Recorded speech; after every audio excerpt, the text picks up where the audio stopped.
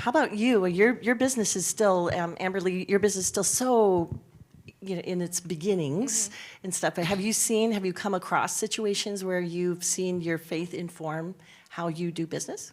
Yeah, I think at its core, I mean, I'm baking bread. It's not like the hardest thing in the world, right? But the goal of it is to be able to serve my community, whether that's, neighbors, friends, family, people I don't know, etc., with good, real, nourishing food.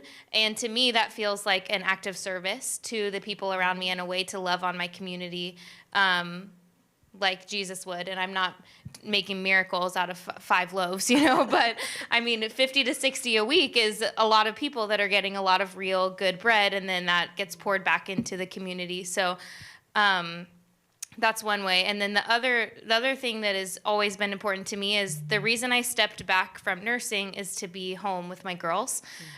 They're up on the screen. I saw them. And so for me, motherhood comes first, and that's my calling right now, is to be home with them. And so I try to view this business in that lens of like, I'm not going to let this become something I do that takes over my life. I work on Mondays and Tuesdays, and then obviously like social media throughout the week. But like the big baking days are Mondays and Tuesdays. So for me, being able to show them what hard work looks like and how to love on other people, how to do my very best to look like Jesus to them while I'm doing this business is kind of the goal, and like the way that I see my faith incorporated in every loaf of bread that I make. So, I love that. That is just really, really neat. I mean, to think that there's that much intentionality and care as you're making that. I mean, I wouldn't think that most people would, I'm just buying bread. Right. But to think, no, this is like the handiwork of someone who loves God and is sending that out into the community to bless them. Yeah.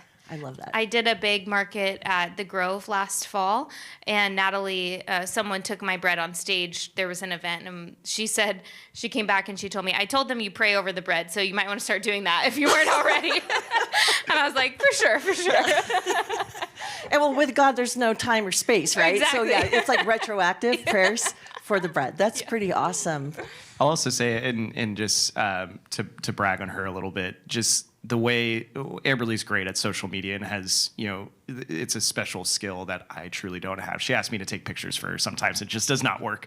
Not the right angle, whatever it might be, the wrong way. And so, but her gift with social media, and as she's attracting more of a customer base and selling more and more to the community around us, without a doubt in my mind, there's people who aren't believers who are buying that bread.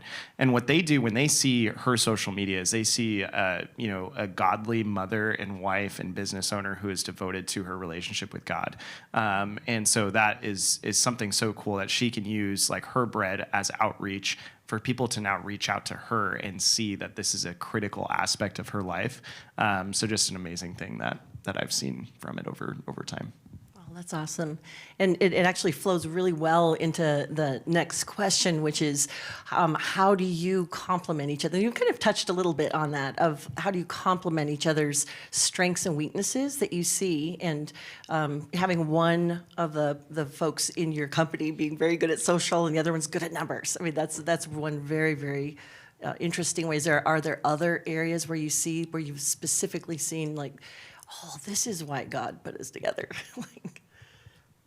Yeah, I would say, like from I look at things from like a business lens in terms of like when I'm working with these corporations and I'm helping, support an acquisition and integration in place. Like I'm looking at it through a whole bunch of different lenses. And so when I look at planning ahead and looking at, okay, what types of goals do you want to achieve over this much time? And so we've talked about, hey, like we need to have a day, and finding that time is very difficult with 3 kids, but we need to have a day with just us and talk about, what are her goals for the rest of this year and going into next year? What's some things that she might want to try differently? And so, that's just an area, when I'm facilitating workshops for clients, when we have those types of discussions, I look at it in the same way. And so that's, I think, a strength that I'm able to bring to the table. And then on top of, the number crunching and helping make, things more efficient for her, and when it comes to like inventory and what she needs, like that's all her. Like I couldn't tell you what goes into most of these loaves. I mean, I know flour does, but outside of that, not sure. raisins So when she and has it. raisins, Yes. yes, we need plenty of raisins.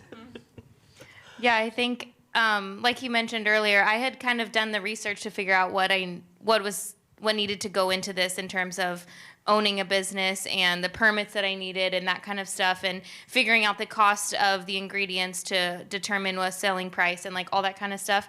I had done that upfront work already, and then I get to take it to him and be like, this is what I think, does it make sense? So he's like my personal little consultant, and I'm just glad I don't have to pay him PwC's billing rate, because Right. I was going to say he's way out of your league. I can't afford that, no. That's pretty awesome.